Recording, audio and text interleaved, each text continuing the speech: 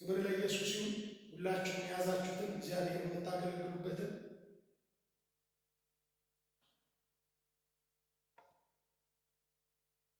እግዚአብሔር ደስ ስለሚሰኝ በእሱም ስለሚመለክ ክብር ለኢየሱስ ይሁን።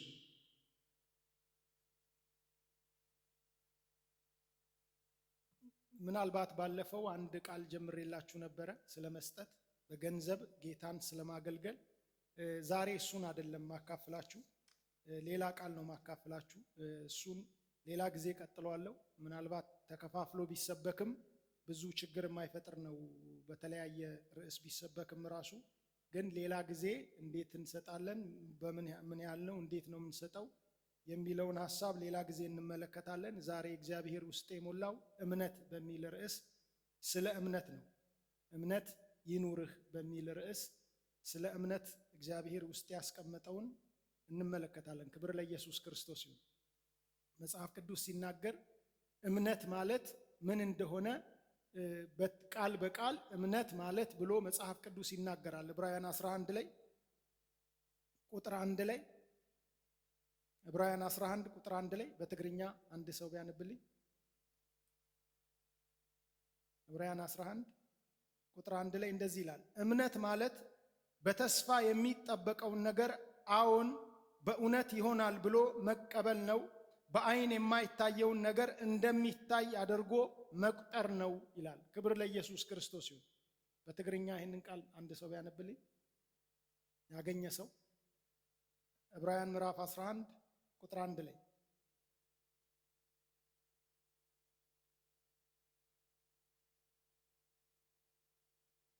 እምነት ግና ነቲ ተስፋ ዝግበሮ ነገር ርግጽ ምግባር ናይቲ ዘይርአ ነገር ምርዳእ። ክብር ለኢየሱስ ክርስቶስ ይሁን። ምን ይላል? እምነት ማለት በተስፋ የሚጠበቀውን ነገር አዎ በእውነት ይሆናል፣ አዲሱን ትርጉም ነው ማነብላችሁ፣ ይሆናል ብሎ መቀበል ነው። በአይን የማይታየውን ነገር እንደሚታይ አድርጎ መቁጠር ነው ይላል። ክብር ለኢየሱስ ክርስቶስ ይሁን። እምነት የሚባለው ነገር ምን ማለት ነው? ድልድይ ነው ማለት ነው። በእኛና በእግዚአብሔር መካከል በሚታየው ዓለምና በማይታየው ዓለም መካከል ያለ በቃ ልክ እዚህ ጋር እንደሚለው ተስፋ የተደረገበትን ነገር በተስፋ የምንጠብቀውን ነገር አዎ ይሆናል ብሎ አምኖ መቀበል ማለት ነው። ነገሩ ሳይሆን ነገሩ ሳይፈጸም አምኖ በእምነት መቀበል ማለት ነው። የማይታየውን ነገር ደግሞ ልክ እንደሚል ምን ይላል? እንደሚሆን አድርጎ መቁጠር ማለት ነው። በቃ ሆኗል ብሎ ይሆናል ብሎ ቆጥሮ መቀበል ነው ማለት ነው። ስለዚህ እምነት የሚባለው ነገር ዝም ብሎ ኢሉዥን ሳይሆን ምንድነው ማለት ነው? ነገር ነው ማለት ነው። ልክ እዚህ ጋር እንደሚለው አንድ ነገር ነው። ሰዎች ውስጥ ሊገኝ የሚችል ነገር ወይም ሰዎች ውስጥ ላይገኝ የሚችል ነገር ነው። ስለዚህ ሰብስታንስ ነው ማለት ነው። እምነት ማለት የሆነ ነገር ነው። ልክ መጽሐፍ ቅዱስ ላይ ብዙ ቦታ ስትመለከቱ ጌታ ኢየሱስ ክርስቶስ እምነታችሁ የት አለ ይላል። አንዳንድ ጊዜ ደግሞ ሲመጣ እምነታችሁ ትንሽ ነው ይላል።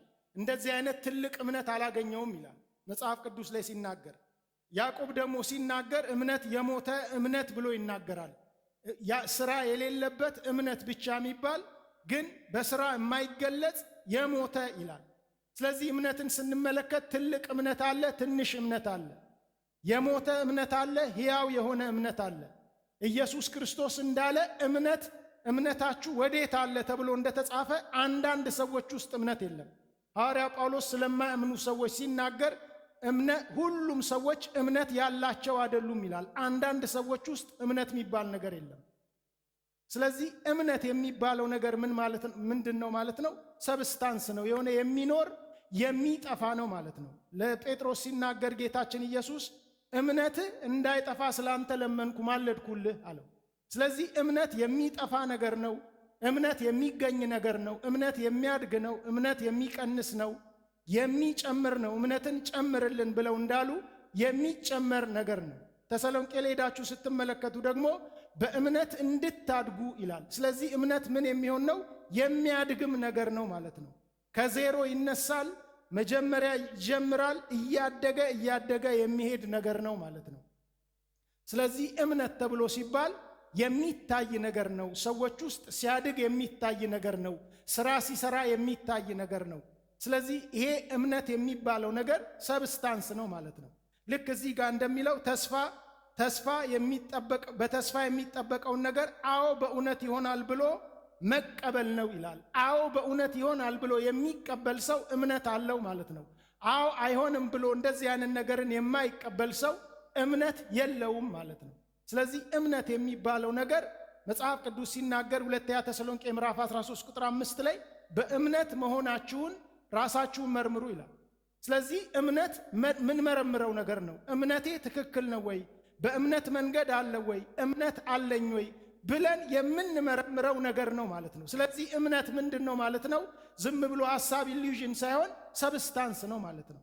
ውስጤ አለ የለም፣ እምነቴ ትልቅ ነው ትንሽ ነው፣ ምን አይነት እምነት አለኝ፣ ትልቅ ነው ትንሽ ነው፣ የሞተ ነው ሕያው ነው፣ እንደዚህ ብለን የምንለው ነው ማለት ነው እምነት። ስለዚህ ማንም ሰው ልክ የእግዚአብሔር ቃል እንደሚል መርምሮ እምነቱን ማወቅ ይችላል። ሰው ምናልባት መርምሮ እውነቱን ካላወቀ ደግሞ የሚመጣው መከራ ደግሞ ሰዎችን እምነታቸው ምን አይነት እንደሆነ ምን ደረጃ ላይ እንደሆነ ያሳያቸዋል ማለት ነው። ስለዚህ እምነት እጅግ በጣም ወሳኝ ነገር ነው ማለት ነው። እግዚአብሔርን ያለ እምነት ደስ ማሰኘት አይቻልም። እዚሁ ቁጥር 11 ላይ ምዕራፍ 11 ቁጥር 6 ላይ ስትመለከቱ እግዚአብሔርን ያለ እምነት ደስ ማሰኘት አይቻልም ይላል። ወደ እግዚአብሔር የሚመጣ ይላል ቁጥር 6 ላይ ምን ይላል? ያለ እምነት እግዚአብሔርን ደስ ማሰኘት አይቻልም። ወደ እግዚአብሔር የሚቀርብ ሰው እግዚአብሔር መኖሩንና እርሱን ለሚፈልጉ ሰዎች ስጦታን የሚሰጥ መሆኑን ማመን አለበት ይላል። ክብር ለኢየሱስ ይሁን። ብዘይ እምነት ግና ንኣምላኽ ከስምርዎ ኣይከኣልን። እቲ ናብ ኣምላኽ ክመጽእ ዝደሊ ንሱ ከም ዘሎን ነቶም ዝደልይዎ ዓስቢ ከም ዝህቦምን ከኣምን ይግባእ። ምን ይላል? ያለ እምነት እግዚአብሔርን ደስ ማሰኘት አይቻልም ይላል መጽሐፍ ቅዱስ። ማንም ሰው እግዚአብሔርን ያየው የለም ይላል።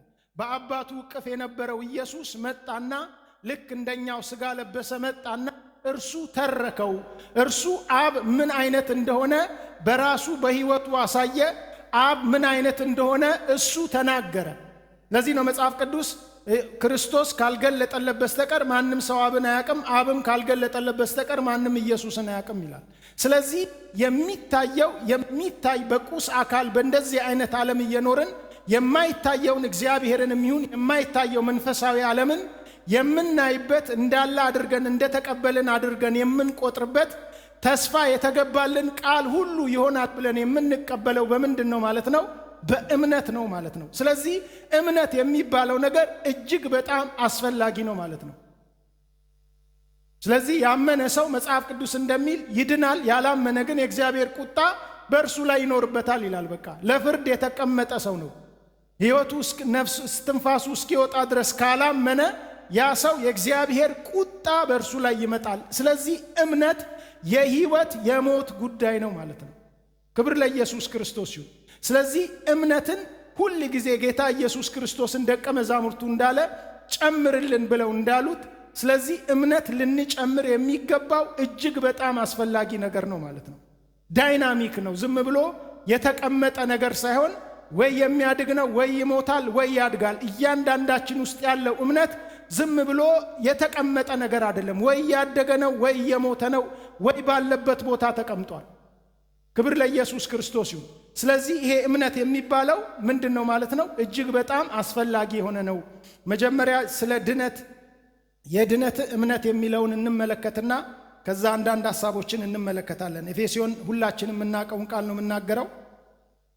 እምነት በአጠቃላይ ዝም ብሎ እንደዚሁ በሁለት ይከፈላል። አንዱ እምነት ምን አይነት እምነት ነው? የሚሰጥ እምነት ነው። በቃ ለሰው ልጆች አልቆ የሚሰጥ እምነትና እኛ የምንቀበለው እምነት ስጦታ የሆነ እምነት አለ።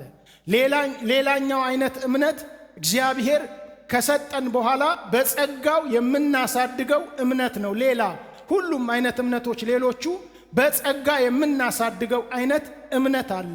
ሰዎች በጸጋ የሚያሳድጉት አይነት እምነት አለ፣ ሌሎቹ ማለት ነው። ክብር ለኢየሱስ ይሁን። የመጀመሪያውን እምነት እንመለከታለን። ሴቪንግ ፌዝ የሚባለው ወይም ደግሞ የምንድንበት እምነት፣ ድነት የምናገኝበት እምነት፣ እሱን እንመለከታለን። ሁላችንም እናውቀዋለን። ኤፌሶን ምዕራፍ 2 ላይ ኤፌሶን ምዕራፍ 2 ቁጥር ከ8 እስከ 10 ሁላችንም እናውቀው ቃል ሓደ እኳ ከይምካሕሲ ካብ ግብሪ ኣይኮነን እሞ ብእምነት ብጸጋ ኢኹም ዝደሓንኩም እዚ ኸኣ ውህበት ኣምላኽ እምበር ካብኻትኩም ኣይኮነን ፍጡራት ኢና እሞ ነቲ ኣምላኽ ክንመላለሰሉ ኢሉ ቀደም ዘዳለዎ ሰናይ ግብሪ ብክርስቶስ ኢየሱስ እተፈጠርና ኢና። ክብር ለኢየሱስ ይሁን። እናንተ የዳናችሁት በእምነት አማካኝነት በጸጋው ነው። ይህም የእግዚአብሔር ስጦታ ነው እንጂ በእናንተ ሥራ የተገኘ አይደለም። ማንም ሰው እንዳይመካ የመዳን ጸጋ የተገኘው በሥራ አይደለም ይላል። ክብር ለኢየሱስ ክርስቶስ ይሁን። ሌላኛው ትርጉም በቃ ምን ይላል? ጸጋው በእምነት አድኗችኋል ይላል። ክብር ለኢየሱስ ክርስቶስ ይሁን። ጸጋው ምንድነው? በእምነት አድኗችኋል ይላል። ምን ማለት ነው? ይሄ እምነት የተሰጠን ስጦታ ነው። ስጦታ ከእግዚአብሔር አልቆ ለሰው ልጆች የሚሰጥ እግዚአብሔር ካልሰጣቸው ሰዎች እንደዚህ አይነት እምነትን ሰዎች ይሄንን እምነት በራሳቸው ከየትም ሊያመጡት የማይችል እግዚአብሔር ጋር ያለ ብቻ እምነት ነው። እግዚአብሔር ለወደደው ሰው ሲሰጥ ያ ሰውዬ ያንን እምነት ይዞ የሚገኝበት የሚድንበት እምነት ይባላል። ክብር ለኢየሱስ ክርስቶስ ይሁን። ሰው ተመራምሮ ሰው ጸልዮ ሰው በራሱ ማንኛውንም ሃይማኖት ማንኛውንም ነገር አድርጎ የማያገኘው እምነት ነው። እግዚአብሔር ይሄንን እምነት ለሰው ካልሰጠው ሰው 1000 ዓመት ቤተክርስቲያን ውስጥ እንኳን ቢመላለስ ስጦታ የሆነ እምነት ስለሆነ ይሄንን እምነት ማንም ሰው ሊያገኝ አይችልም። ስለዚህ እግዚአብሔር ይሄንን ያደረገበትን መንገድ ምክንያት ሲናገር ማንም ሰው እንዳይመካ ነው። የዳንኩት በሥራዬ ነው እንዳይል ማንም ሰው እንዳይመካ እምነት ከሥራ ውጪ ሆነ። ክብር ለኢየሱስ ክርስቶስ ይሁን። በጣም ይሄንን ቃል የሚያጠኑ ሰዎች በተለይ ይሄንን ቁጥር 8ን የሚያጠኑ ሰዎች እነዚህ ወርድ ስተዲ የሚያጠኑ ሰዎች ልክ ቃሉ እዛ እንግሊዘኛው ላይ ዚስ ዛት የሚለው በቃ ልክ የግራመር ጀንደር የሚባል አለ። ልክ ጾታ እንደምንለው ኒውትራል ነው። ዛት ዚስ የሚባለው ለአንድ ነገር አይደለም። እምነት ጸጋ የሚለው ግን ጸጋ እምነት የሚለው መዳን የሚለው ሶስቱም ቃላቶች ግን በግሪኩ አጥንተውት ምን ይላሉ? ፌማይን ነው ይላሉ። ሴቴ ጾታ ያለው ነው። ስለዚህ ዛት ዚስ የሚለው ቃል የሚናገረው ስጦታ የሆነው ተብሎ የተጻፈው ብዙ ጊዜ እምነት ብለን ነው የምንናገረው። ጸጋውም ስጦታ ነው፣ እምነቱም ስጦታ ነው፣ መዳኑም ስጦታ ነው ብለው ይላሉ። ብዙ ዲቴል የሚያጠኑ የእግዚአብሔር ሰዎች ማለት ነው። ክብር ለኢየሱስ ክርስቶስ ይሁን። ስለዚህ ጸጋውም ስጦታ ነው፣ እምነትም ጸጋው በእምነት አድኗቸዋል የሚለው አረፍተ ነገሩ በሙሉ እንዳለ ከፋፍለን ሳናየው ምንድነው? የእግዚአብሔር ስጦታ ነው። ከእግዚአብሔር ዘንድ የሚሰጥ ስጦታ ነው። ክብር ለኢየሱስ ክርስቶስ ይሁን። ሰዎች በገንዘባቸው ያገኙትም በጸሎታቸው ያገኙትም በዲሲፕሊን ያገኙትም በምንም ነገር ሰዎች ሊያገኙት አይችሉም። ይሄ እምነት ምን ሆኖ ነው ማለት ነው? ተሰጥቶን ነው ማለት ነው። ክብር ለኢየሱስ ክርስቶስ ይሁን። አንድ ጊዜ ምዕራፍ 11 ላይ ሮሜ ምዕራፍ 11 ላይ ትንሽ አጥንተነዋል በፊት ባይብል ስተዲ ላይ አሕዛቦች አንቲሲፔት የሚያደርጉትን የሚያስቡትን ስለ አይሁዶች ሐዋርያው ጳውሎስ ይጽፍላቸው ነበር ለሮማ ቸርቾች፣ ብዙዎቹ አሕዛቦችም ስለሆኑ ማለት ነው። ምን ብለው ነው የሚያስቡት? ከቁጥር 1 ጀምሮ ስታስቡ እግዚአብሔር እስራኤላውያን የሚባሉትን ሁሉ ጥሏቸዋል በቃ ብለው ያስቡ ነበር። ትቷቸዋል በቃ።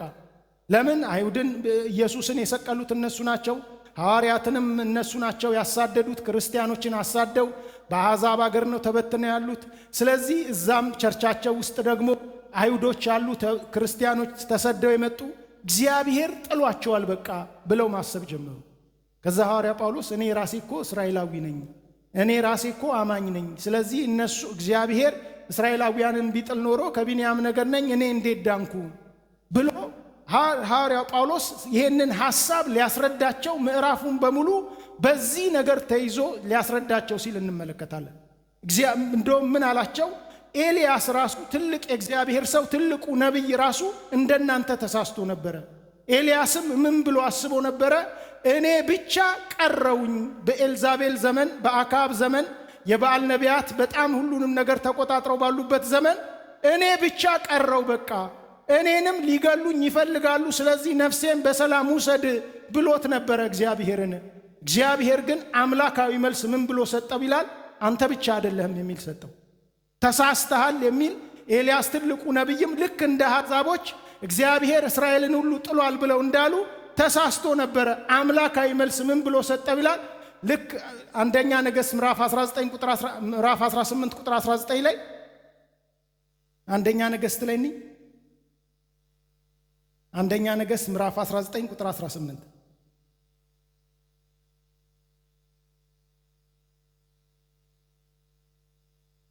ቁጥር 18 ላይ ኣነ ግና ንበዓል ዘይተንበርክኻሉ ኩለን ኣብራኽን ዘይሰዓሞ ኩሉ ኣፍን ኣብ እስራኤል 7,000 ሰብ ንዓይ ከትርፍ የበለ። ክብር ለኢየሱስ ይሁን። ይሁን እንጂ ለእኔ ታማኞች የሆኑ ለበዓል ያልሰገዱና ምስሉንም ያልሳሙ 7,000 ሰዎችን በእስራኤል ምድር በሕይወት እንዲተርፉ አድርጌያለሁ፣ አስቀርቻለሁ። ሌላው ትርጉም ሲናገር ምን ይላል? አስቀርቻቸዋለሁ ይላል። ተመልከቱ፣ ኤልያስ ያሰበው ሁሉም ለበዓል ሰግደዋል፣ ሁሉም ለምስሉን ስመዋል ብሎ ነው የሚያስበው። በዛ ዘመን ብዙዎች ሞተዋል፣ ብዙዎች እውነተኛ ነቢያት በእርግጥ ታርደዋል፣ እኔ ብቻ ነኝ በቃ የቀረውት ብሎ በሚያስብበት ጊዜ አምላካዊ መልስ መጣና ኖ አንተ አይደለም፣ አንተ 7,000 አንደኛው ነህ። 7,000 ሰዎች ለበዓል ያልሰገዱ ምስሉን ያልሳሙ 7,000 ሰዎችን ምን አድርጌያለሁ አለ? አስቀርቻለሁ አለ። ክብር ለኢየሱስ ክርስቶስ ይሁን። እግዚአብሔር ምን አድርጓል? አስቀርቷል። ራሱ እንዳይሰግዱ አድርጓቸው፣ ጸጋ ሰጥቷቸው፣ እንዳይፈሩ ኤልዛቤልን አድርጓቸው። በዛ በክፉ ዘመን ነቢያት በታረዱበት እውነተኛ ነቢያት እግዚአብሔር አስቀርቶ ነበር።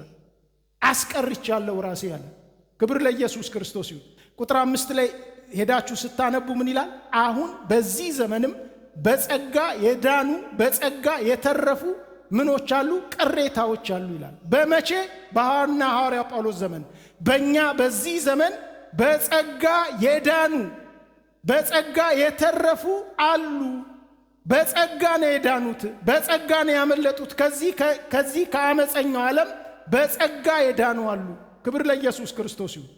ልክ በዛ ዘመን ተመልከቱ፣ በአሦር ዘመን እግዚአብሔር በጣም ብዙ እስራኤላውያን ሞተው ቅሬታዎች ነበሩት በእስራኤል ውስጥ መጽሐፍ ቅዱስ ሲናገር። በነ ቂሮስ ዘመን ደግሞ ከምርኮ ምድር የተረፉ በቃ ቅሬታዎች ነበሩ ይላል። የተረፉ ነበሩ፣ እግዚአብሔር ያተረፋቸው።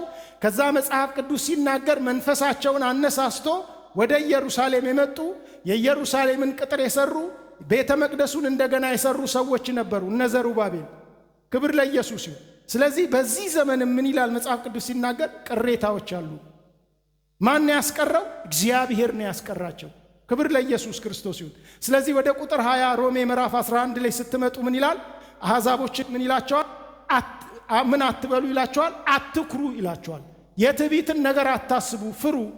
ልክ እስራኤላውያን ቅርንጫፍ ነበሩ፣ ናቹራል የሆኑ በዛፉ ላይ የሚገኙ ቅርንጫፎችን እግዚአብሔር ከቆረጣቸው ካስወገዳቸው፣ እናንተን ከበረሃ አምጥቶ ግንዱ ላይ ከሰካችሁ፣ እነሱ ካለማመን የተነሳ ወድቀዋል፣ እናንተም ፍሩ ይላቸዋል። ክብር ለኢየሱስ ክርስቶስ ይሁን። ዋናው ቅርንጫፍ ዛፍ ላይ ያለ ዋና ቅርንጫፍ ከተሰበረ አምጥተው ግራፍት ያደርጉት መጥተው የሰኩት ሊሰበር እጅግ በጣም ቀላል ነው። ሮማውያን ግን እነዚህ የሮሜ አሕዛቦች ግን ምን ይሉ ነበረ? ስለ እምነታቸው ይኮሩ ነበረ። እኛ አምነናል፣ እኛ ድነናል፣ አይሁዶች ግን አላመኑም፣ አይሁዶች ግን ተጥለዋል ብለው ባላመኑ ሰዎች በተጣሉ ሰዎች ላይ ይሄ ጸጋ ባልመጣላቸው ሰዎች ላይ ምን ይሉ ነበር ይላል? ይተብቱ ነበረ፣ ይኮሩ ነበር ይላል አንዳንዱ ትርጉም። ስለምን? ስለ መዳናቸው። ሐዋርያ ጳውሎስ ምን ይላል? በጸጋ የተረፋችሁ እግዚአብሔር በጸጋ ያዳናችሁ ናችሁ። ስለዚህ ምን አታድርጉ ይላቸዋል? ኩራት ውስጥ አትግቡ፣ ትዕቢት ውስጥ አትግቡ ይላል። ለምን? በስራ የመጣ ነገር የለም፣ በጸሎት የመጣ ነገር የለም። ጥሩ ጸባየኛ ሰዎች መልካም ሰዎች ስለሆንን የመጣ ነገር ሳይሆን እግዚአብሔር ራሱ ያስቀረን ሰዎች ነን። ከመጥፎ ሰዎች እግዚአብሔርን ከማይታዘዙ ሰዎች መካከል ያስቀረን ሰዎች ነን። ስለዚህ ስለ እምነታችን ማንም እንዳይመካ ከስራ አይደለም። ክብር ኢየሱስ ክርስቶስ ይሁን። ሁለተኛ ጴጥሮስ ምዕራፍ 2 ቁጥር 1 ላይ ቁጥር 2 ላይ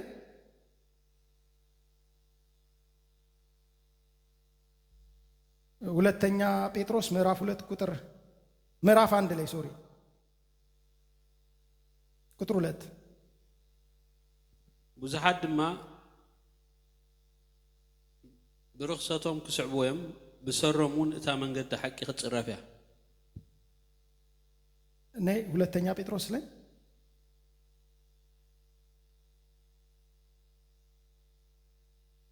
ሁለተኛ ጴጥሮስ ምዕራፍ 1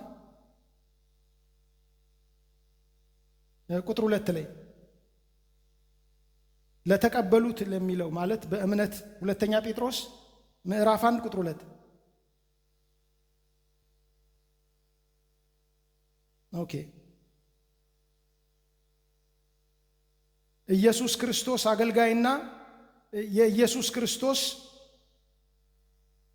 አገልጋይና ሐዋርያ ከሆነው ከስምዖን ጴጥሮስ ከአምላካችንና ከመድኃኒታችን ቁጥር 1 ነው ከመድኃኒታችን ከኢየሱስ ክርስቶስ በሚገኘው ጽድቅ አማካኝነት እኛ እንዳገኘነው እምነት ያለ የከበረ እምነት ላገኙት ይላል። ቁጥር 1 ስምዖን ጴጥሮስ ና ኢየሱስ ክርስቶስ ባሪያን ሐዋርያን ናብቶም ማዕረታናትና ዝኽብረታ እምነት ብጽድቅ አምላኽናን በመድኃኒናን ኢየሱስ ክርስቶስ እተመቕሉ بفلتت أملاخنا نقويتانا يسوسنا أبخاتكم تساقان سلامن يبزح كبر ليسوس يون من إلال يسوس كريستوس أقلقاينا هواريا كونو كسمون بيتروس كأملاكاتشننا كمدانيتاتشن كيسوس كريستوس بميقنيو تصدق أما كانينت انداقنينو امنت يالي يكبر امنت لاقنيو إلال من إلال امنتون من إلال يكبر امنتنو إنيا انداقنينو عينت امنت يكبر امنت لاقنيو كبر ليسوس كريستوس يون لاغنيو سوچ لتسጣቸው ሰዎች ይላል እምነቱን ምን ብሎ ይጠራዋል እኛ እንዳገኘነው አይነት የከበረ እምነት ላገኙ ሰዎች ይላል ለተቀበሉ ሰዎች ይላል ክብር ለኢየሱስ ክርስቶስ ይሁን ተመልከቱ ቃሉ ሚለው እምነትን ምን ላደረጉ ሰዎች ይላል ለተቀበሉ ሰዎች ይላል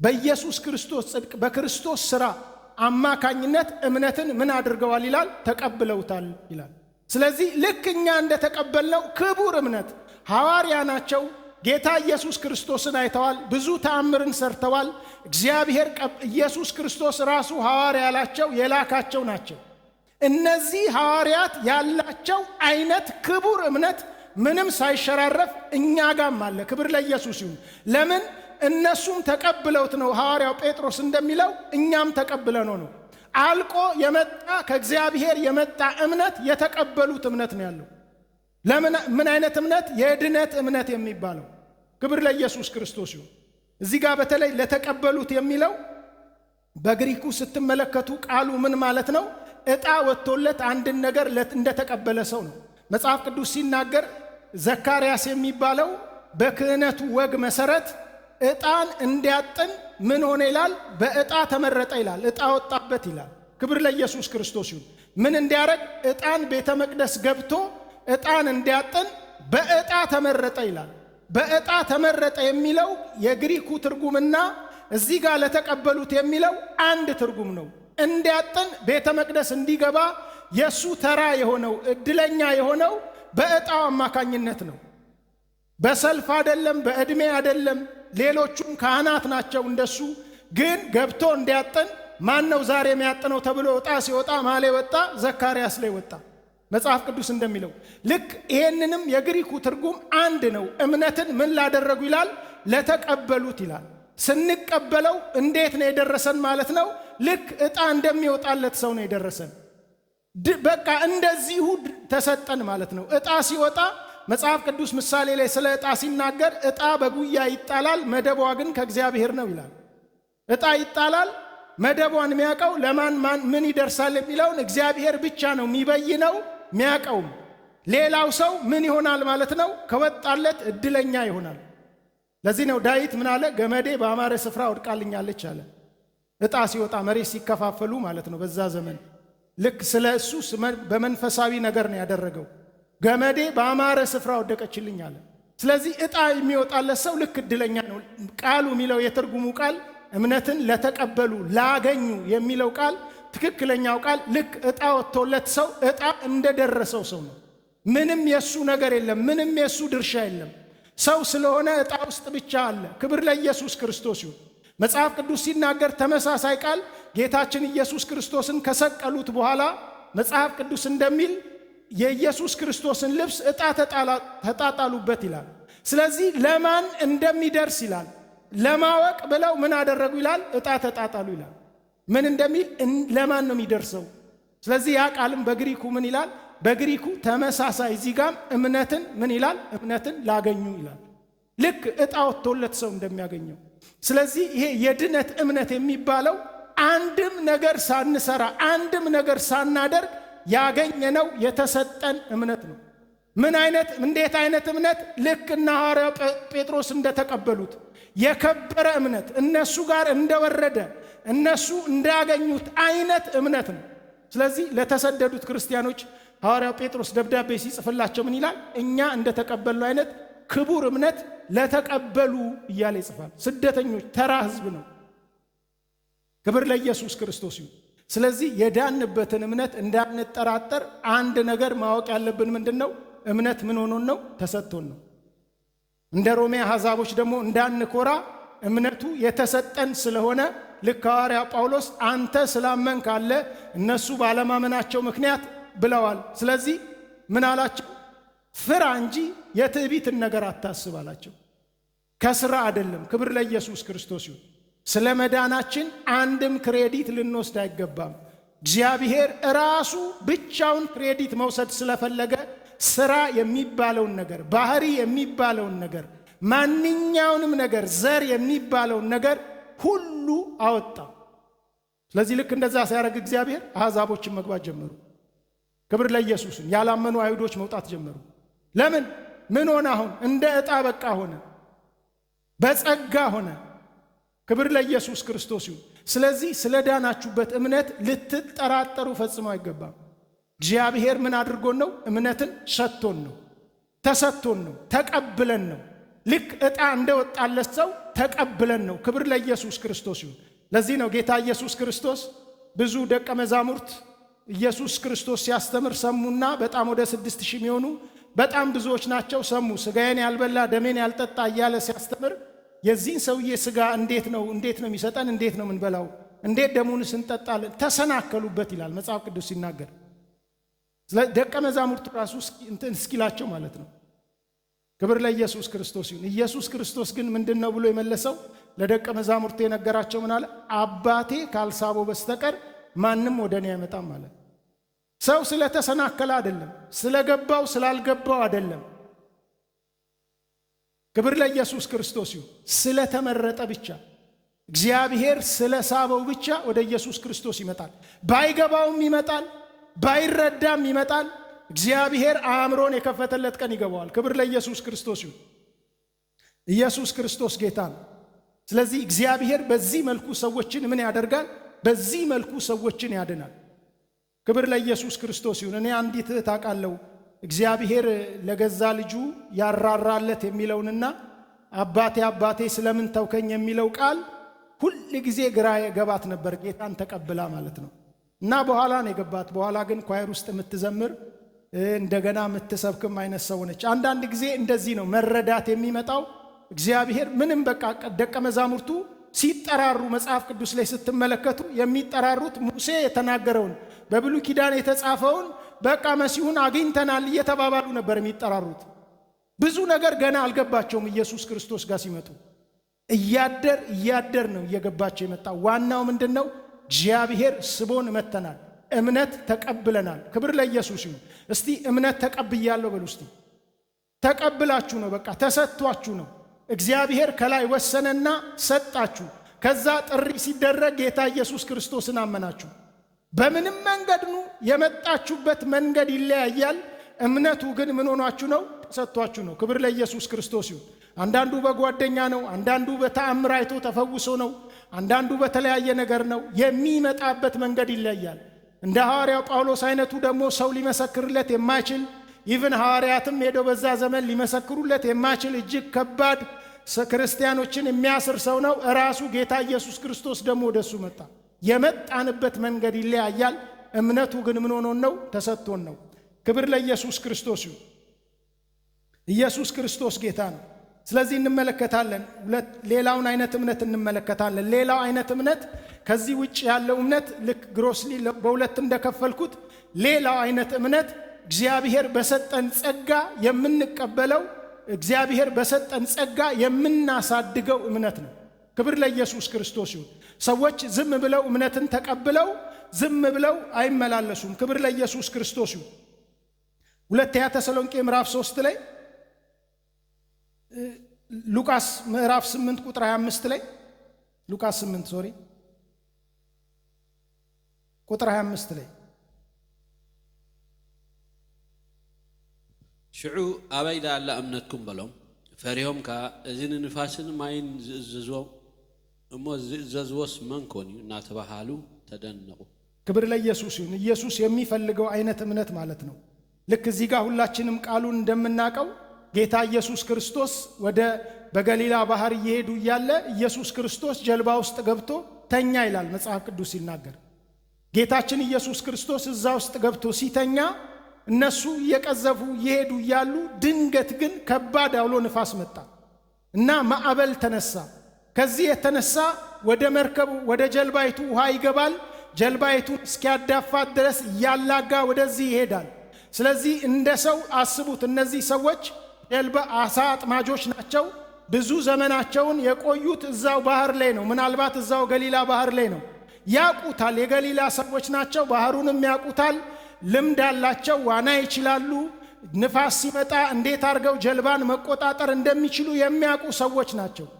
ስለዚህ በዛ ጊዜ ግን የመጣው አይነት አውሎ ንፋስ እጅግ በጣም ከባድ ነው።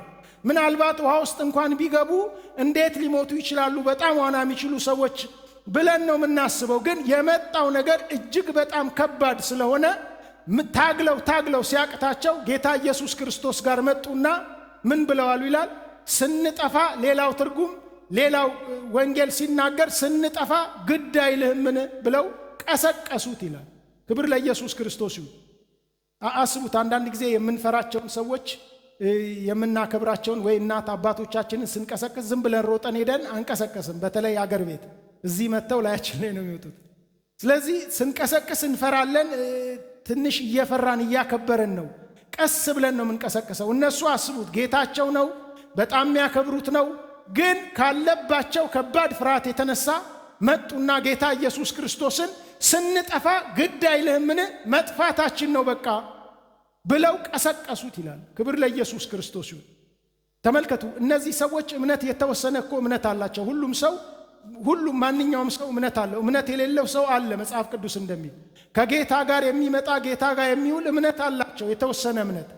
ጌታ ኢየሱስ ክርስቶስ እጅግ በጣም ተገርሞ እምነታችሁ ወዴት አለ ብሎ ያለው ቢያንስ ኢየሱስ ጀልባ ውስጥ እያለ ሞትን ያስነሳ ኢየሱስ፣ ብዙ ተአምርን የሰራ ኢየሱስ ከነሱ ጋር እያለ ነው የተጠራጠሩት። እነሱ ኢየሱስ ክርስቶስን ያሉት እኮ እባክን አቁምልን አይደለም፣ ስንጠፋ ግድ አይልምን? በቃ መሞታችን ነው። ይሄን ያህል የተራራቀ ነበረ። ስለዚህ ጌታ ኢየሱስ ክርስቶስ እንደተነሳ ማዕበሉንም ወጀቡንም ጸጥ አደረገው ይላል። ጸጥ አለ ይላል መጽሐፍ ቅዱስ ሲናገር። ውሃ ላይ የተገለጠ ኃይል ስትመለከቱ መጽሐፍ ቅዱስ ላይ የኤርትራ ባህር ላይ የተገለጸው ዓለም ላይ አነጋጋሪ የነበረ እስራኤላውያን መንገድ ላይ ሲሄዱ ሁሉም የኤርትራን ባህር እንዴት እንደከፈለ ሰምተን ልባችን ቀልጧል ይሉ ነበር። ዮርዳኖስ ወንዝ ላይ የተገለጠው ኃይል እጅግ በጣም ኃይለኛ ነበር። ዮናስ ባህር ላይ ሲገባ ያንን አውሎ ንፋስ እግዚአብሔር አዞት ከዛ በኋላ እግዚአብሔር ጸጥ እንዳደረገው አይተው እጅግ በጣም ተደንቀው ነበር። እነዛ ሰዎች ፈርተው ነበረ ይላል። በቃ እንጠፋለን የሚል ፍራቻ ሳይሆን የሪቨረንስ ለእግዚአብሔር ካላቸው፣ ለዮናስ አምላክ ካላቸው፣ እነሱ አምላክ ካላቸው ክብር የተነሳ ፈርተው ነበረ። ሬቨረንስ ነበራቸው። የፍርሃት በቃ በጣም እግዚአብሔርን ማክበር ጀመሩ። ይፈሩታል፣ ያከብሩታል። ክብር ለኢየሱስ ክርስቶስ ይሁን። በውሃ ላይ የተገለጠው ኃይል እጅግ በጣም ኃይለኛ ነበረ። ስለዚህ ይሄንን ነገር ልክ ካደረገ በኋላ ይሄ ሰው ማን ነው አሉ።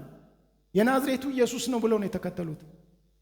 በመጽሐፍ ቅዱስ በብሉይ ኪዳን የተጻፈው ነው ብለው ነው የተከተሉት። አሁን ግን ምን አሉ? ማን ነው ብለው አሉ ይላል።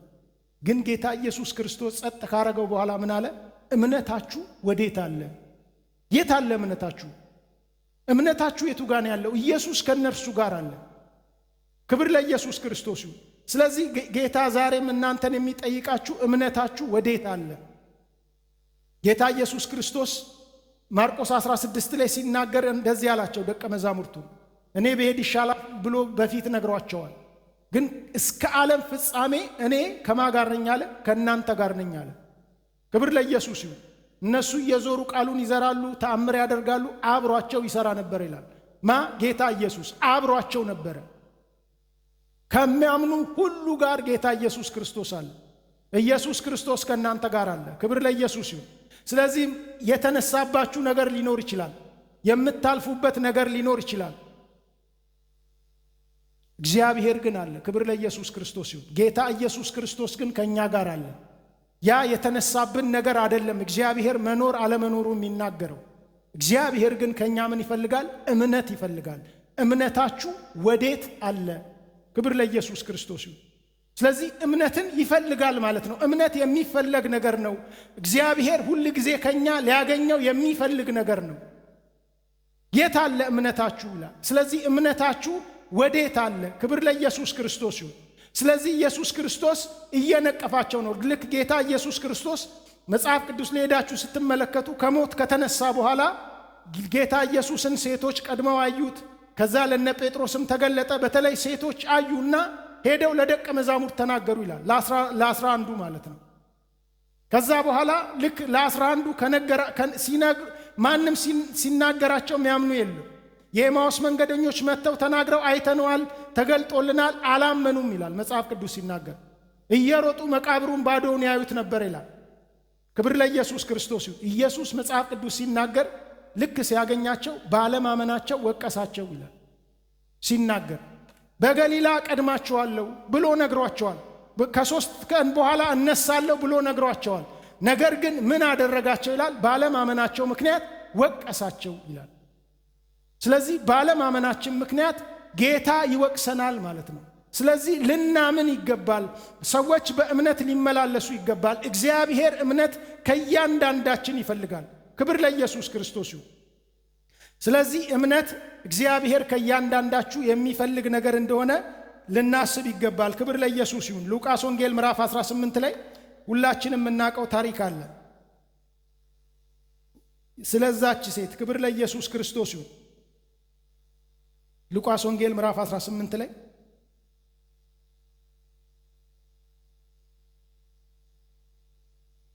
ከ1 ጀምሮ እስከ 8 ነው። ቁጥር 8ን ብቻ አንብብልኝ። ቁጥር 7 እና 8 ብቻ አንብብልኝ ታሪኩን ስለምናውቀው።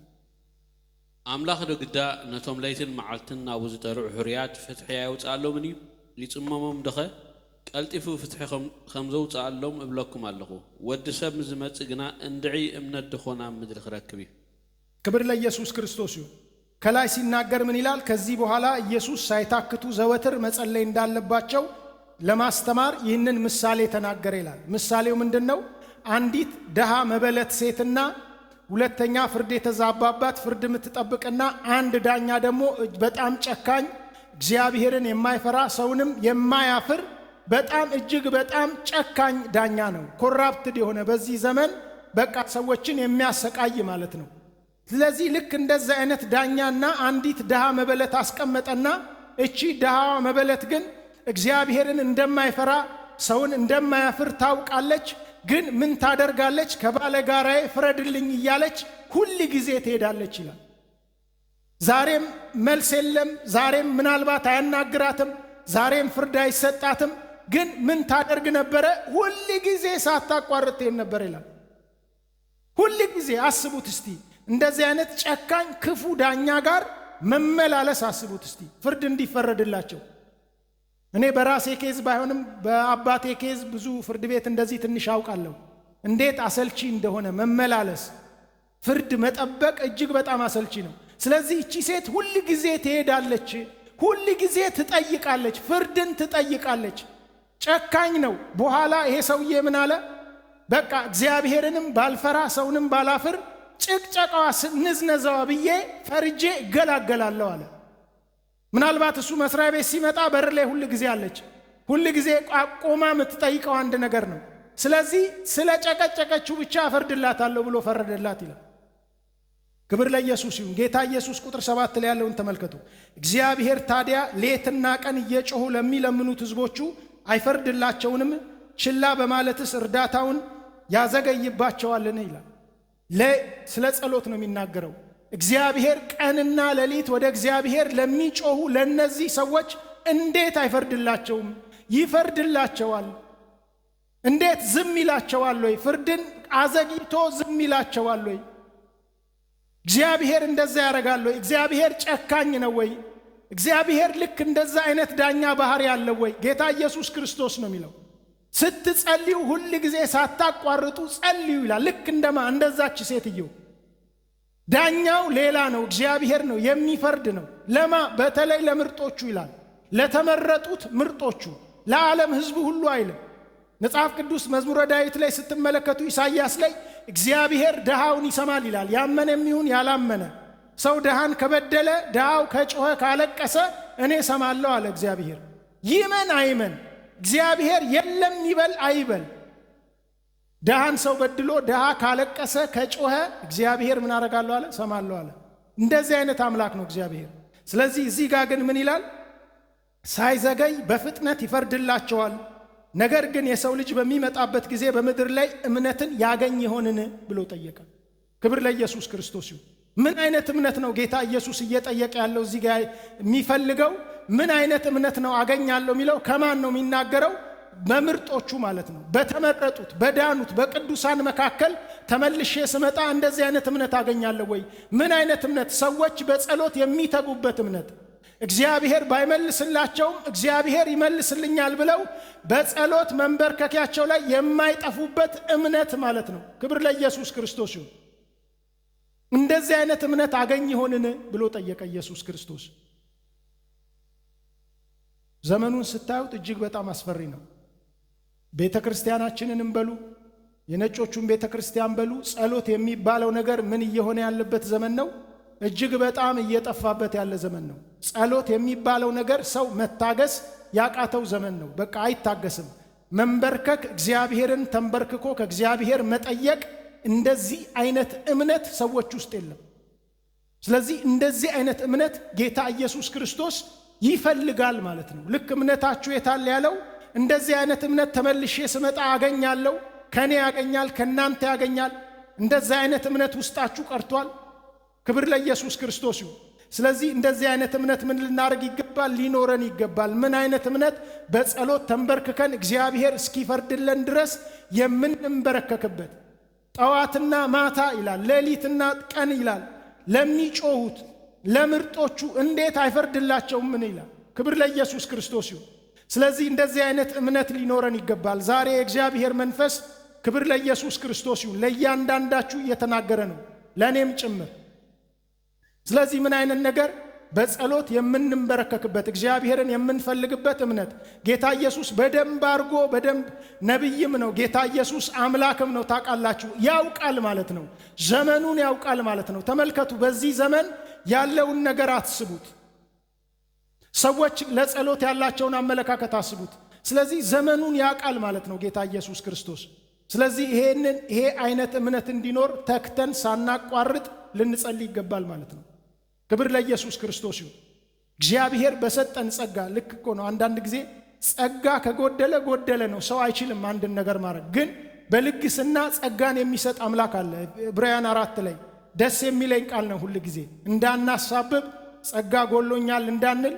ልክ ዕብራውያን 13 ላይ ማንም ጸጋ እንዳይጎልበት ይጠንቀቅ ይላል። ጸጋ ቢጎልበት ኃላፊነቱን የምንወስደው እኛ ነን ማለት ነው። ለምን?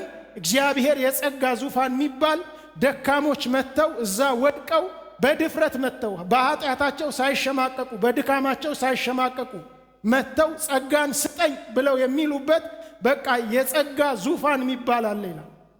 ክብር ለኢየሱስ ይሁን። እግዚአብሔር ጸጋ ይሰጣቸዋል። ክብር ለኢየሱስ ክርስቶስ ይሁን። ስለዚህ እግዚአብሔር ምን አይነት እምነት ይፈልጋል? የጸሎት እምነት ይፈልጋል። ሰዎች የሚንበረከኩ መልስ እስኪያገኙ የሚጸልዩ እንደዚህ አይነት እምነት በምድር ላይ ተመልሼ ስመጣ አገኝ ይሆንን አለ። ስለዚህ በቤተ ክርስቲያናችን ይፈልጋል፣ በእያንዳንዳችን ይፈልጋል። ከባሎች ይፈልጋል፣ ከሚስቶች ይፈልጋል፣ ከቤቶቻችሁ ይፈልጋል። ክብር ለኢየሱስ ክርስቶስ ይሁን። ስለዚህ የጸሎት መንፈስ ውስጥ ልንገባ ይገባል። ይህንን ነገር አገኝ ይሆንን ብሏል። በዚህ ዘመን ተመልሶ በሚመጣበት ዘመን ክብር ለኢየሱስ ክርስቶስ ይሁን።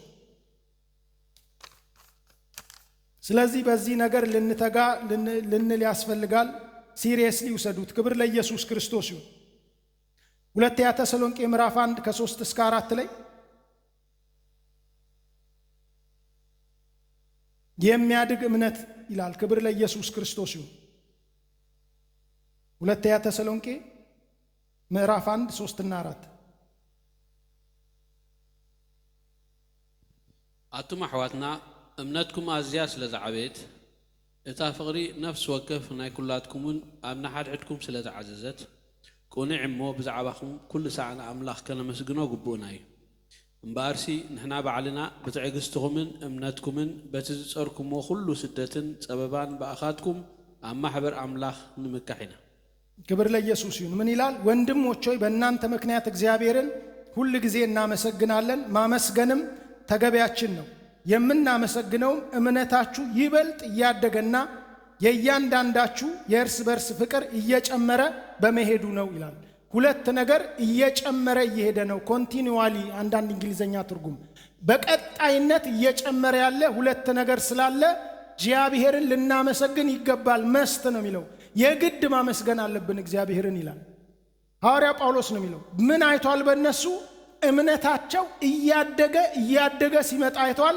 እርስ በርስ ያላቸው ፍቅር እያደገ እየበዛ እየጨመረ ሲመጣ አይቷል። ክብር ለኢየሱስ ይሁን። ስለዚህ የነዚህ ሰዎች እምነት ምን አይነት እምነት ነው ማለት ነው?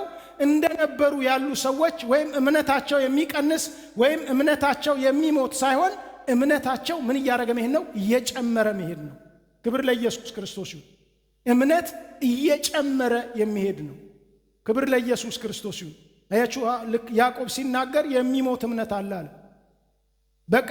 በቃ የሞተ እምነት አለ፣ ከሥራ የተለየ በተግባር የማይገለጥ በጽድቅ ሥራ የማይገለጥ በቃ ዝም ብሎ እምነት የሚባል ባዶ የሆነ አለ። ስለዚህ እምነት ሕያው የሚሆነው ምን ሲሆን ነው? እያደገ ሲመጣ ነው። ሕያው መሆኑ እምነት የሚታወቀው ወይ እያደገ ይመጣል ወይ እየጨመረ ይመጣል፣ ግን ሞት ውስጥ አይገባም። ክብር ለኢየሱስ ይሁን። ካልሆነ ምን ይሆናል ማለት ነው? የሞተ እምነት ይሆናል ማለት ነው። ስለዚህ የነዚህ እምነት ግን ተመልከቱ፣ ወደ ታች ስትመለከቱ ስለ መከራቸው ይናገራል። ስለ ስደት ስለሚያልፉበት ከባድ መከራ ይናገራል። ግን በእንደዚህ አይነት ነገር ውስጥ እያለፉ እምነታቸው ምን ያደርግ ነበረ ማለት ነው? እያደገ ይመጣ ነበረ። ክብር ለኢየሱስ ይሁን። ለዚህ ነው ደቀ መዛሙርቱ አንዴ ጌታ ኢየሱስ ክርስቶስን ስለ እምነታቸው ማነስ ሲናገር ምን አሉት? እምነትን ጨምርልን አሉት። ጨምርልን፣ እምነትን ያስፈልገናል፣ እምነትን ጨምርልን ብለው አሉት ይላል። ክብር ለኢየሱስ ክርስቶስ ይሁን። ስለዚህ እምነት እጅግ በጣም ያስፈልገን ነገር ነው። ምክንያቱም እምነት ምን የሚሆን ነገር ነው? የሚጠፋ ነው አይደል? ጌታ ኢየሱስ ክርስቶስ ሐዋርያው ጴጥሮስ ምን አለው? ሐዋርያው ጴጥሮስ ታውቃላችሁ፣ ጌተሰማኒ አካባቢ ልክ እዛ ሲጸልዩ ጌታ ኢየሱስ ጸልዩ ይላቸው ነበረ። ግን ከዛ አስቀድሞ ልክ እዛው አካባቢ ላይ ሐዋርያው ጴጥሮስ ሰው ሁሉ እንኳን ቢከዳው እሱ እንደማይከዳው በቃ በዚህ በልበ ሙሉነት ይናገር ነበረ። ጴጥሮስን ግን ምን አለው? ዶሮ ሳይጮህ 3 ጊዜ ትክደኛለህ አለው። ዶሮ ሳይጮህ 3 ጊዜ የምትክደኝ አንተ ነህ አለው። በጣም አፈቀላጤ ዋና የሚባል ሰው በቃ ሁሉንም እንደ መሪ የሚታይ ሰው ማለት ነው። ጌታ ኢየሱስ ክርስቶስ ሲጸልይ አንድ ነገር አለ። እንዴት እንደሚጸልይለት ሲናገር ጴጥሮስ ጴጥሮስ አለ፣ 2 ጠራው። ሰይጣን እንደ ስንዴ ሊያበጥራችሁ ስንት ጊዜ ለመነ፣ እኔ ግን እምነት እንዳይጠፋ ስለ እናንተ ማለድኩኝ አለ። ስለ እናንተ ጸለይኩኝ። ዋናው ጴጥሮስ ነው እዛ መካከል ያለው። ግን ለደቀ መዛሙርቱ ሁሉ ሲጸልይ ነበረ ጌታ ኢየሱስ ምን እንዳይሆን? እምነታቸው እንዳይጠፋ። ዋናው ጴጥሮስ ነው። ሁሉም አሉበት፣ ግን ዋናው ማን ነበረ? ጴጥሮስ ነበረ። አልክድህም እስከ ሞት ድረስ ሄዳለሁ ያለ ሰውዬ 3 ጊዜ እስከሚክደው ድረስ አላውቀውም ብሎ እየተራገመ እየማለ አላውቀውም አለ። ይሄ ሰው ጌታ ኢየሱስ ባይደርስለት ባይጸልይለት ኖሮ እምነት የሚባለው ውስጥ አይገባም። ልክ እንደ ይሁዳ ይሆን ነበረ ማለት ነው። ምን አደረገ? እምነት እንዳይጠፋ ስላንተ ምን አርኩ? ማለድኩልህ። ስለዚህ የሚጸልይ ሰው ምን ይሆናል ማለት ነው? እምነቱ አይጠፋም ማለት ነው። የሚጸልይ ሰው፣ ዝም ብሎ የሚፎክር ሰው፣ ዝም ብሎ የማይጸልይ ሰው ከሆነ በቃ እምነቱ ታልፎ ይሰጣል ማለት ነው። ሰይጣን ለመነ እኮ ይላል፣ ፐርሚሽን ጠየቀ። ምክንያቱም እምነት የኛን እምነት መጥቶ ሰይጣን ዝም ብሎ መውሰድ አይችልም፣ ማጥፋት አይችልም። ማን ካልፈቀደ? እግዚአብሔር ካልፈቀደ። ሰይጣን ያውቃል ይሄንን። ስለዚህ ኢየሱስ ክርስቶስ ሚስጥርም ነገር እየተናገረ ነው ማለት ነው። ሰይጣን ሲጸልይ አላዩትም፣ ግን ስንት ጊዜ ለመነ። ሰይጣን ስንት ጊዜ እግዚአብሔርን ፍቃድ ጠየቀ። ምን ለማድረግ? እንደ ስንዴ ሊያበጥራቸው። እነማንን? ደቀ መዛሙርቱን አበጥሯል እኮ። በዛ መካከል አንድ ሰው አግኝቷል፣ እምነት ያልተሰጠው ሰው። ቅድም ያልኳችሁን እምነት ማንን አግኝቷል? ይሁዳን አግኝቶታል። ልክ ታውቃላችሁ፣ ገበሬ ልክ ስንዴና ገለባውን ልክ በወንፊት አድርጎ አበጥሮ ወይ እንደሚለይ ማለት ነው፣ ሊለያይ ማለት ነው። ከዛ ውስጥ ሊያበጥራቸው ፈለገ። 11 ነው የቀሩት፣ 5 6 7ቱን ሊወስድ ማለት ነው ሰይጣን። ጌታ ኢየሱስ ቢተዋቸው ኖሮ ብዙዎች ይወሰዱ ነበር ማለት ነው። ግን ጌታ ኢየሱስ ምን አደረግኩ አለ? ጸለይኩላችሁ አለ። ክብር ለኢየሱስ ይሁን። ስለዚህ የሚጸልይ ሰው እምነቱ አይጠፋም። የሚጸልይ ሰው እምነቱ አይወሰድም። የሚጸልይ ሰው ልክ እንደ ተሰሎንቄ ሰዎች እምነታቸው እያደገ ይመጣል። ክብር ለኢየሱስ ይሁን። የማይጸልይ ሰው ግን ፈተና ውስጥ ይገባል። ጌታ ኢየሱስ እንዳለው ይፈተናል። በቃ የሚፈተን ሰው ደግሞ እየወደቀ ሊመጣ ይችላል፣ እየደከመ ሊመጣ ይችላል።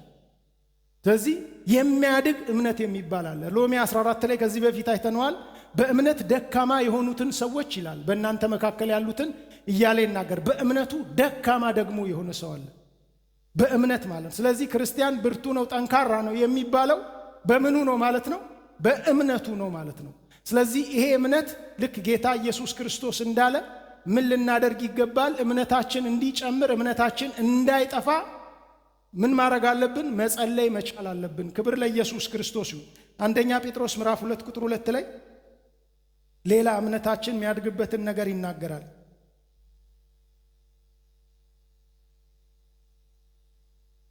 አንደኛ ጴጥሮስ ምዕራፍ 2 ቁጥር 2 ላይ አይሆፕ አሁን ልክ ነኝ።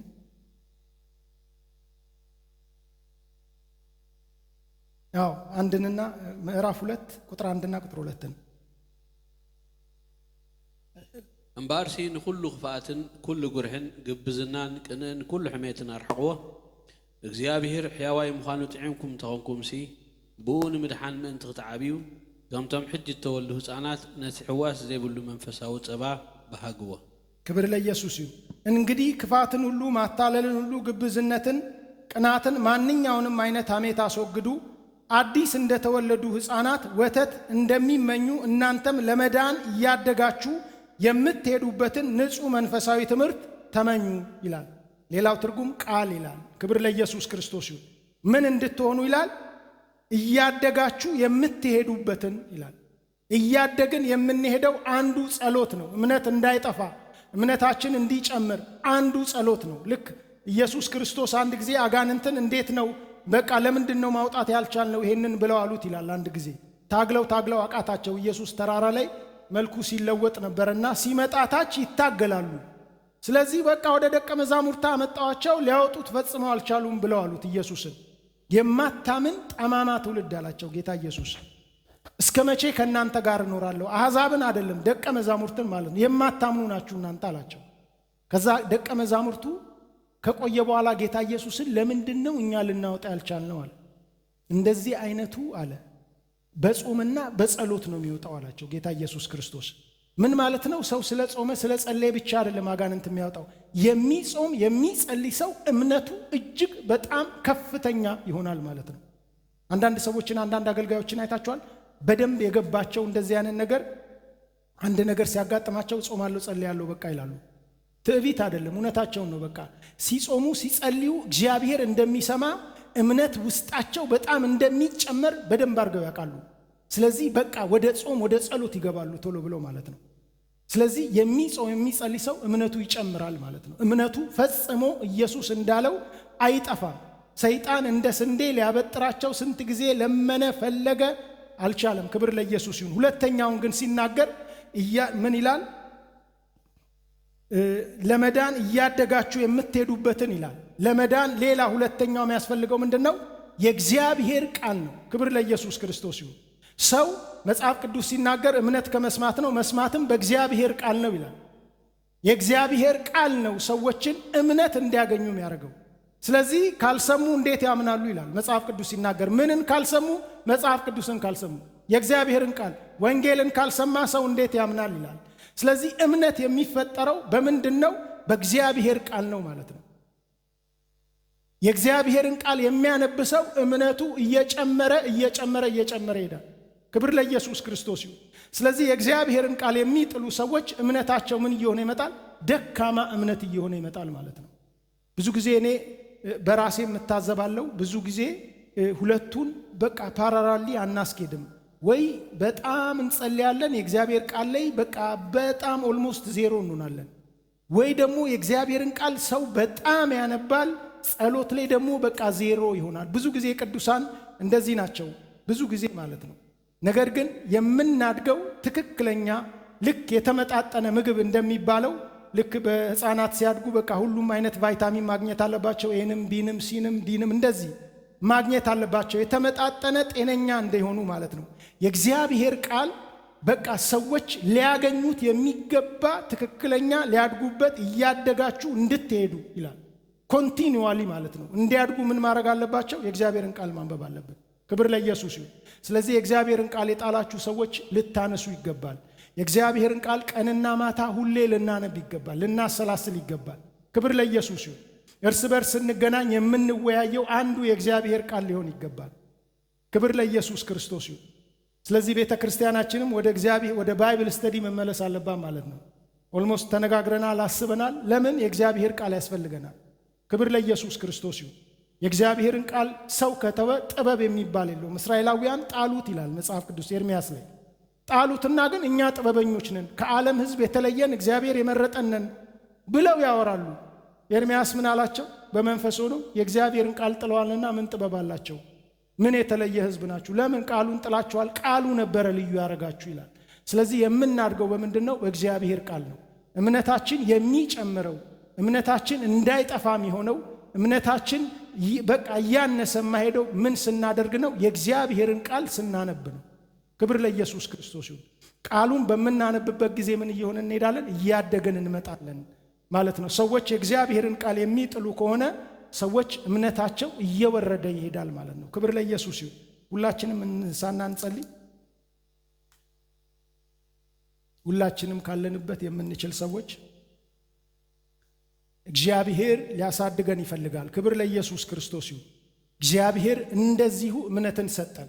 እንደዚሁ ማንነታችንን ሳያይ፣ ብቃታችንን ሳያይ፣ ዕውቀታችንን ሳያይ፣ ዘራችንን ሳያይ እንደዚሁ እምነትን ሰጥቶ አዳነን። ክብር ለኢየሱስ ይሁን።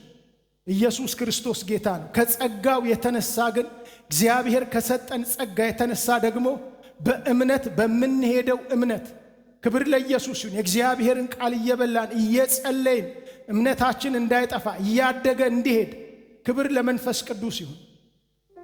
እግዚአብሔር ይረዳናል። እስቲ እግዚአብሔር ይረዳኛል በሉ። እግዚአብሔር ይረዳናል። ክብር ለኢየሱስ ይሁን። እስቲ ጸልዩ። በጌታ በኢየሱስ ክርስቶስ ሌቫርኮቫሲ ፕራኒማትሮዲያስ ታልቬኔሜትሬዲጋስ በኢየሱስ ስም የክብር አምላክ እግዚአብሔር በናዝሬቱ በጌታ በኢየሱስ ክርስቶስ ስለተናገርከን እናመሰግንሃለን። የምታስብልን የምትራራልን እግዚአብሔር የምትከታተለን በኢየሱስ ክርስቶስ ስም ክብር ሁሉ ለአንተ ይሁን። እግዚአብሔር የሚከታተላችሁ እግዚአብሔር አሁን የሚናገራችሁ ስለሚወዳችሁ ነው። ክብር ለኢየሱስ ይሁን። እግዚአብሔር የሚወደውን ሰው ዝም አይለው፣ ይከታተለዋል፣ ይመጣል፣ ይናገራል። ክብር ለኢየሱስ ይሁን። እግዚአብሔር ስለሚወዳችሁ እምነታችሁ እንዲጨምር ይፈልጋል። በኢየሱስ ስም የክብር አምላክ እግዚአብሔር የኔን የወንድሞቼን የእህቶቼን እምነት እግዚአብሔር የዘላለም አምላክ አንተን ደስ የሚያሰኝ እምነት እግዚአብሔር የዘላለም አምላክ በኢየሱስ ክርስቶስ ስም ይሄንን እምነት እንድትሰጠን እንጸልያለን። ይሄ እምነት ውስጣችን እንዲሞላ በኢየሱስ ስም እምነት ተፈልጎ ከውስጣችን እንዳይታጣ በጌታ በኢየሱስ ክርስቶስ ስም በዚህ ሰዓት እንጸልያለን። በኢየሱስ ስም እምነት ተፈልጎ እንዳይታጣ እግዚአብሔር በጌታ በኢየሱስ ስም እምነትን በውስጣቸው እንድትሞላ በዚህ ሰዓት በኢየሱስ ክርስቶስ ስም እጸልያለሁ። በቃልህ እግዚአብሔር መትጋት እንዲችሉ፣ በጸሎት መትጋት እንዲችሉ በኢየሱስ ክርስቶስ ስም ጸጋህ እንዲያግዛቸው እጸልያለሁ። እግዚአብሔር መንፈስ ጊዜና ቦታ ማይገድብ በኢየሱስ ክርስቶስ ስም ውስጣቸውን እንድትሞላ በእምነት ነገር እንዲበረቱ በኢየሱስ ክርስቶስ ስም በዚህ ሰዓት እንጸልያለን። በእምነት ነገር ሌቫሲ ፕራኒሞትራዲያስ ጣልቬኔሜትሬዲጋስ በእምነት ነገር እንዲጨምሩ በዚህ የሌሉ ቅዱሳን እግዚአብሔር የዘላለም አምላክ በጸሎት እንዲበረቱ በቃልህ እንዲበረቱ በኢየሱስ ክርስቶስ ስም ጸጋህ እንዲያግዛቸው ጸልያለሁ። የሚያግዝ የሚረዳ ጸጋ በኢየሱስ ስም ያግኛቸው። እግዚአብሔር ጸጋውን ይሰጣል። ክብር ለኢየሱስ ይሁን። እግዚአብሔር ጸጋውን ይሰጣል። እስቲ እጆቻችሁን አንሱና እዚህ ለሌሉ ሰዎች እስቲ ጸልዩ። ባሉበት ቦታ እግዚአብሔር እምነታቸው እያደገ እንዲሄድ በቃልና በጸሎት እንዲያበረታቸው። ክብር ለኢየሱስ ክርስቶስ ይሁን። እኛ ግን ለእግዚአብሔር ቃልና ለጸሎት እንተጋለን አለ ጴጥሮስ። ለእንተጋለን በናዝሬቱ በጌታ በኢየሱስ ስም በመካከላችን የማይገኙትን እግዚአብሔር የዘላለም አምላክ በዚህ ሰዓት በእምነት ነገር እንድታሳድጋቸው እያደጉ እንዲሄዱ እግዚአብሔር በኢየሱስ ስም በጸሎትና በቃል እንዲተጉ ጸጋህና መንፈስ እንዲያግዛቸው እንጸልያለን። ጸጋህና መንፈስ እንዲያግዛቸው ጸጋ መንፈስ በኢየሱስ ስም እንዲሞላ እንጸልያለን። ማንኛውም እግዚአብሔር ወጀብ የሆነ አውሎ ንፋስ የክብር አምላክ እግዚአብሔር ሰዎችን በፍርሃት የሚሸብብ ከእምነት የሚያርቅ በኢየሱስ ክርስቶስ ስም ሥልጣን የፈረሰ ይሁን። በናዝሬቱ በጌታ በኢየሱስ ስም የፈረሰ ይሁን። በእግዚአብሔር ልጅ በኢየሱስ ክርስቶስ ስም ሥልጣን ክብር ለኢየሱስ ይሁን። ኢየሱስ የገሰጸው ወጀብ፣ ኢየሱስ የገሰጸው ጸጥ ያደረገው ማዕበል የሌሎችን እምነት የሚገል ነበር። እምነትን የሚያጠፋ በኢየሱስ ክርስቶስ ስም የተወጋ ይሁን። በናዝሬቱ በጌታ በኢየሱስ ስም ተቃውሙ። እስቲ እምነታችሁ እየወደቀ እየደከመ እንዲሄድ እየጨመራችሁ ሳይሆን እየቀነሳችሁ እንድትሄዱ ያደረገ ላቫርኮቫ ጋሳ ፕራኒያ ማትሮቮሶል ፕሬኔሜክሌዲያስ በኢየሱስ ክርስቶስ ስም ሥልጣን ዛሬ የፈረሰ ይሁን። በናዝሬቱ በጌታ በኢየሱስ ስም የጌቶች ጌታ የነገሥታት ንጉሥ ስለሆነ ድል ነሳቸው ተብሎ እንደተጻፈ በኢየሱስ ክርስቶስ ስም የፈረሰ ይሁን። በኢየሱስ ክርስቶስ ስም የቅዱሳንን የወንድሞቼን የእህቶቼን እምነት የሚያደክም በናዝሬቱ በጌታ በኢየሱስ ክርስቶስ ስም ጸጥ ይበል። ማንኛውም ማስፈራራት በጌታ በኢየሱስ ስም ጸጥ ይበል።